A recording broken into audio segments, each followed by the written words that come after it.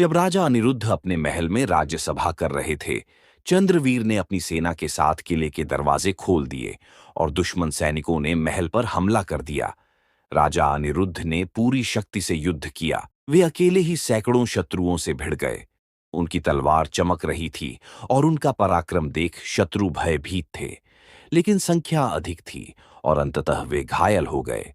जैसे ही दुश्मन उन्हें घेरने लगे, उन्होंने अपने सेनापति चंद्रवीर को देखा और कहा, राज्य को बेचना एक राजा के साथ साथ अपनी आत्मा को भी मारने के समान है। इसके बाद उन्होंने अंतिम वार किया और चंद्रवीर का वध कर दिया, पर वे खुद भी गंभीर रूप से घायल हो गए। मरणासन्न अवस्था में राजा ने अपने सेना नायक वीरभद्र से कहा, राजा शरीर से नहीं, अपने विचारों और विरासत से जीवित रहता है। तुम इस राज्य को बचाओ। इसके बाद उन्होंने अंतिम श्वास ली, लेकिन उनकी योजना सफल रही।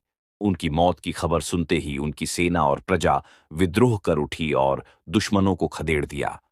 राजा अनिरुद्ध सिंह का शरीर भले ही नष्ट हो गया, लेकिन उनकी वीरता और न्यायप्रियता की गाथा अमर हो गई।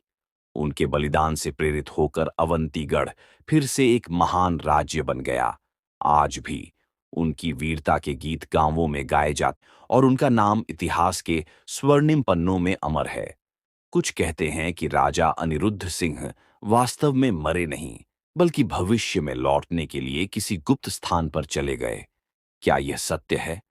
कोई नहीं जानता।